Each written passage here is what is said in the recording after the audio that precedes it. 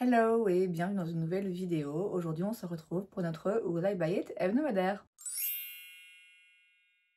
Comme chaque semaine donc je me rends sur différents comptes Instagram pour aller checker les dernières nouveautés, sorties, annonces en termes de make-up, skincare, beauté de manière générale et je vous donne mon avis. On commence comme toujours avec la page Insta de Trend Mood. On a la collection pour l'été chez Dior.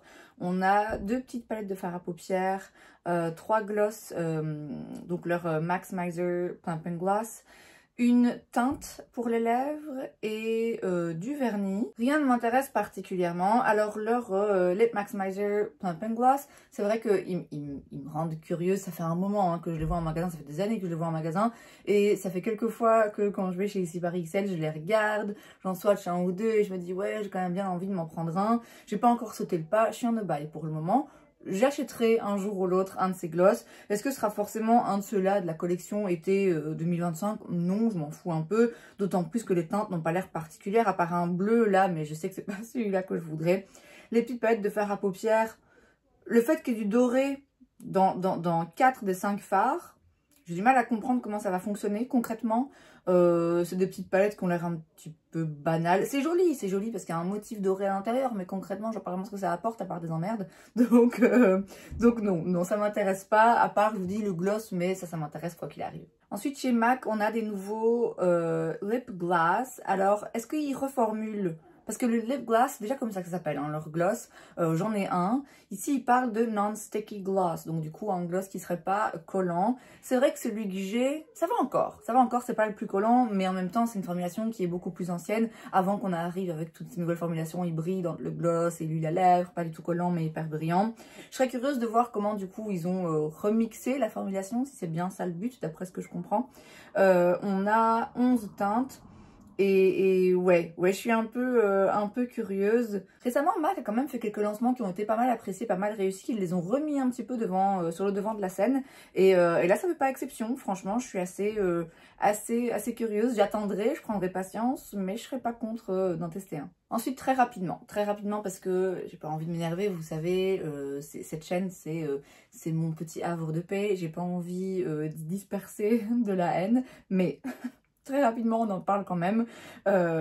Mikaela Nogueira sort une marque de produits de beauté, de produits skincare qui s'appelle Point of View. Alors, je le mentionne juste brièvement, juste pour dire non. Non, absolument non. Hors de question. Je vais pas acheter du skincare de la part de quelqu'un qui met des fossiles pour vendre du mascara. Enfin, ça n'a absolument aucun sens.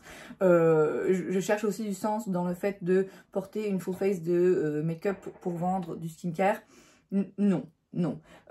S'il vous plaît, n'achetez pas des produits en vous basant sur l'opinion de quelqu'un qui utilise 10 filtres sur ses vidéos. Enfin bref. Voilà, je dis rien. J'ai pas envie de critiquer gratuitement parce que je peux pas dire que je connaisse particulièrement la personne non plus. Mais ce que j'en sais... Oh, ça n'a pas été hyper glorieux. On sait que beaucoup d'influenceurs, d'une façon ou d'une autre, c'est pas qu'ils mentent forcément de façon volontaire et avec des mauvaises intentions, mais bah, forcément c'est des vendeurs finalement et donc ils essayent de vendre des produits et pour arriver à vendre des produits et à gagner de l'argent, ce qu'ils ont le droit de faire, hein, bah, c'est vrai que parfois ils utilisent des pratiques pas tout à fait clair, le fait notamment, ben oui, d'utiliser un filtre quand on teste un fond de teint ou d'utiliser des fossiles quand on teste un mascara. Il y a des choses qui sont un petit peu à la limite de l'acceptable, que moi je juge pas acceptable, que d'autres peuvent accepter grand bien leur face.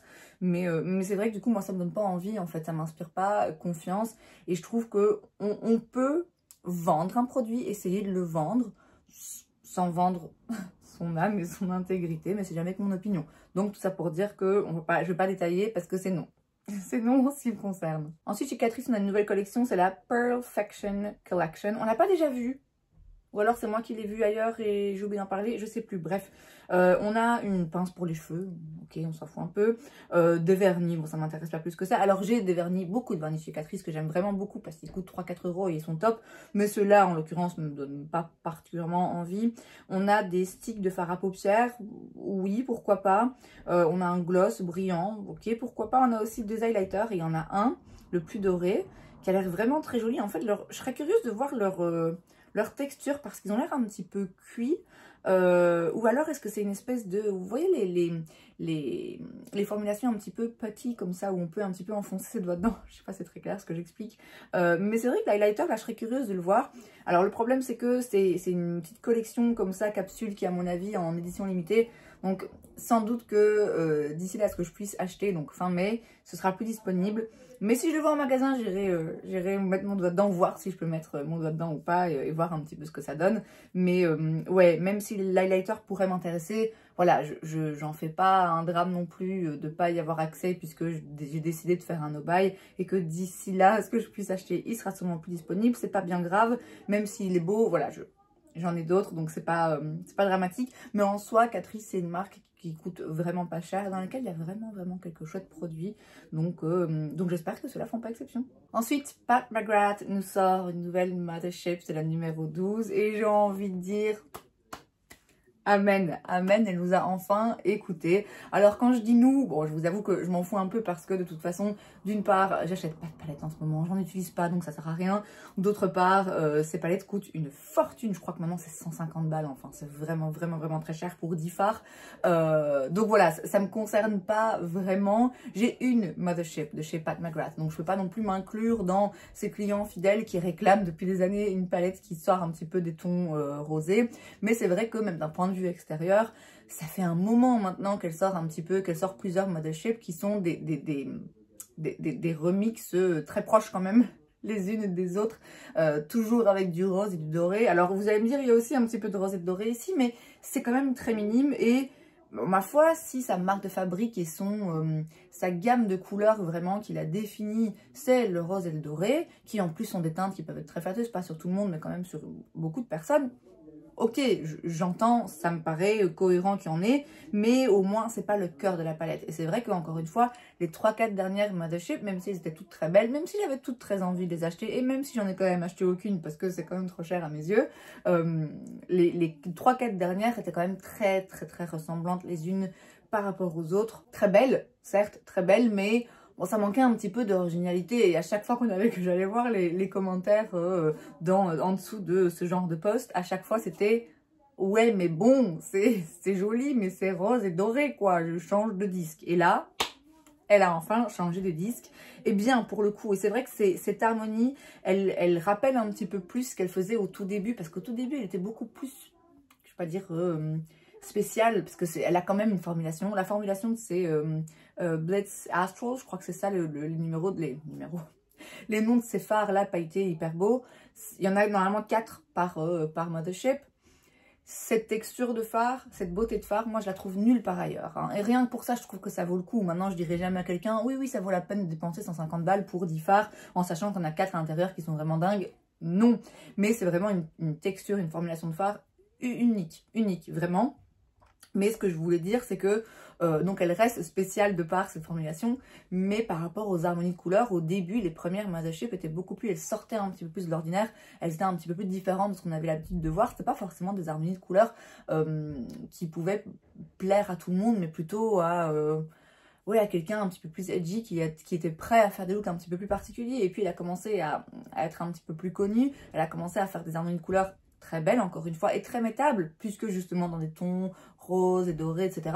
Mais justement un petit peu trop passe-partout. Là j'ai l'impression qu'elle revient aux sources et qu'elle ressort une harmonie de couleurs qui va pas forcément plaire à tout le monde, qui va pas convenir à tout le monde, qui va pas être forcément facile à utiliser pour tout le monde pour des looks au quotidien, mais au moins qui est spécial et qui apporte quelque chose en plus sur le marché par rapport à juste une énième palette Mothership rosée. Donc très jolie harmonie de couleurs. Et après en avoir vu les swatchs, il y a un ou deux fards rosés ici, mais quand on voit les swatchs, on se rend compte que c'est pas juste du rose, quoi. C'est quand même des couleurs très particulières, très jolies.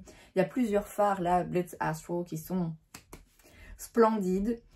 Je pense très franchement que si un jour je me disais, ah, tu sais quoi, j'ai 150 balles en trop, j'ai envie d'acheter une palette de fard à paupières que je vais utiliser 2 fois. Je pense que si je devais racheter une Mothership, peut-être bien que ce serait celle-là. Peut-être bien que ce serait celle-là parce que même s'il y a du vert là qui est hyper intense que je ne vois pas forcément porter au quotidien, au moins là il y a quelque chose de très spécial. Mais très jolie, très contente d'avoir une nouvelle Mothership, même si encore une fois je ne vais pas l'acheter. C'est toujours une sortie qu'on attend un petit peu parce que c'est toujours une belle œuvre d'art. Et là pour le coup, C'est vraiment une belle œuvre d'art qui sort de l'ordinaire. Ensuite, chez Anastasia Beverly Hills, on a le Smooth Blur Cream Contour Stick. C'est donc un stick pour faire du contouring. Ça coûte 32 $. On a 4 teintes. Alors, on a une teinte très foncée, une moyenne et une très claire. Et ma foi, je pense que en fonction de comment le produit s'estompe et se travaille, ça peut suffire. On n'a pas forcément besoin de 10 teintes de contours différentes non plus. En tout cas, ce que j'apprécie ici, c'est qu'il y a du très foncé. Il y a du très foncé et il y a du très clair. Peut-être bien qu'il y a plein de gens qui se trouvent un petit peu au milieu et qui auront peut-être du mal à trouver exactement une teinte qui leur convient. Mais je vous dis, en fonction de comment le produit s'estompe, il y a quand même moyen, je pense, de se débrouiller. C'est des teintes qui ont l'air vraiment réussies, hein, parce qu'on est sur du froid, on est sur du contour, mais ça n'a pas l'air trop gris non plus, ça a l'air d'être vraiment juste ce qu'il faut. Après, comme toujours, hein, c'est jamais que des photos, il faut voir en vrai vraiment ce que ça donne en termes de teinte et de sous-ton surtout. Mais ma foi, ça a l'air intéressant. Est-ce que ça m'intéresse particulièrement? Non, parce que moi, le contouring, c'est moins ce que je fais, je préfère un bronzer. J'aime aussi les bronzers plus neutres, qui sont peut-être moins orangés, moins chauds, qui viennent juste sculpter un petit peu le visage. De là à acheter un stick vraiment pour faire du contouring, faudrait que je vois concrètement la teinte. Après, je suis pas contre. Je suis curieuse quand même de swatcher, de voir un petit peu comment est la texture, de voir les couleurs et d'en voir des revues, hein, comme toujours. Donc à voir plus tard, mais a priori, je suis pas en recherche de ce genre de produit. Ensuite, chez Urban Decay, on a le 24/7 Glaze on Shadow. C'est donc un fard à paupières liquide. Alors, le packaging est un peu... Ouais, je sais pas, ça me paraît un petit peu trop... Comment dire? Trop compliqué. Vous allez me dire, au moins, c'est recherché, c'est unique. Mais ouais, je sais pas, le packaging me paraît un petit peu... Bref, je sais pas pourquoi, il me paraît bizarre. C'est donc des fards à paupières liquides. Alors, on n'a pas beaucoup d'informations. Je suppose qu'on aura une teinte Space Cowboy, puisqu'ils la sortent à toutes les sauces. Et s'il y a une teinte Space Cowboy, écoutez, je suis pas contre. Parce qu'en termes de fard à paupières mono, leur Moon Dust dans la teinte Space Cowboy, c'est vraiment mon préféré. Ça fait un petit moment que je n'ai pas utilisé parce que je teste d'autres choses et que j'essaye aussi de laisser la place à d'autres produits dans ma collection. Mais si je vais en choisir un seul pour partir quelque part ou pour porter au quotidien, ce serait celui-là. Il est vraiment absolument splendide. Donc ma foi, avoir le même genre de teinte et de paillettes et de reflets, de brillance, mais dans un fard à paupières liquide, je suis pas contre. avoir un petit peu ce que ça donne, mais je garde l'œil ouvert pour en voir des swatchs de meilleure qualité, parce que là on a que des petites images volées, donc on attend de voir à quoi ça va ressembler. Ensuite, chez Tarte, on a le Maracuja Juicy Melt Mask. Alors, vous savez que leur produit Maracuja, en clic comme ça, ils l'ont sorti, ils en ont fait, mais 25 déclinaisons. Moi, je me perds, hein, je sais plus qu'est-ce qui est quoi. Alors ici, ça coûte 27 ou 15 $. Donc, j'imagine qu'il y a un format mini. Ça, c'est sympa. C'est sympa parce que ça donne l'occasion de tester le produit sans dépenser une fortune. Donc là, c'est un 2 en 1 où ça peut être un baume pour mettre la journée. Et ça peut aussi être un traitement qu'on met pour la nuit, puisqu'il est hyper hydratant. On a 3 teintes, qui sont des teintes quand même très légères, hein, puisque c'est un produit surtout qui est là pour hydrater et pour soigner. Donc on a un transparent, un rose un petit peu clair et un rose un petit peu plus foncé. Je pense pas que ça change forcément énormément. Alors l'embout est un petit peu bizarre, parce que... Alors il a l'air très pratique, parce qu'il est un petit peu incurvé comme ça pour les lèvres, mais il est plein de petits poils. Je sais pas, c'est particulier. Franchement, je serais pas contre, parce que ça a quand même l'air très joli et ça a l'air très hydratant et ça a l'air très agréable. Je pense que je préférerais prendre le clair directement. Je suis un peu curieuse, tiens, je suis un peu curieuse. Pourtant, d'habitude, quand je vois, je vous dis, une de leurs 20e déclinaison de ce produit, je me dis, oui, bon, j'en ai un, il est très bien. Est-ce que j'ai besoin de l'avoir en plein de versions différentes qui changent un tout petit peu, mais pas des masses? Non. Mais là, pour le coup, le fait que ce soit plus un baume, mais carrément le côté hydratation plus que le côté pigmentation, ça peut m'intéresser, pourquoi pas, pour venir bien hydrater les lèvres. Et ça a l'air, en fait, ça a l'air vraiment très joli, très brillant. Donc je garde l'œil ouvert et pourquoi pas le tester fin mai du coup. Hein. Et enfin, sur Point Quick Vibes, on a un seul post ici qu'on peut regarder ensemble. C'est une nouvelle palette chez Nomad Cosmetics, c'est la Fairy Tale Europe Palette. On a 3 multichromes, 9 fards shimmers, donc brillants, et 6 mat. Alors c'est c'est très coloré.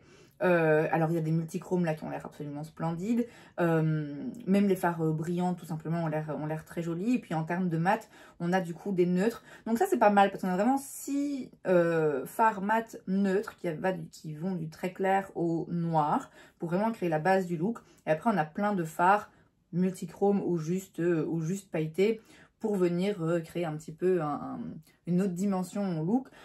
Ça peut être pas mal. Après moi ça m'intéresse pas. Bon, d'une part la marque, voilà, ça m'intéresse pas plus que ça. Les palettes, je vais pas le dire à chaque fois, vous savez, pour le moment j'en utilise pas, surtout pas une palette aussi colorée que ça, mais je trouve le concept assez sympa. Bon, c'est pas un concept absolument révolutionnaire, hein, ça a déjà été fait, mais là c'est leur version, et voilà, c'est coloré, c'est fun.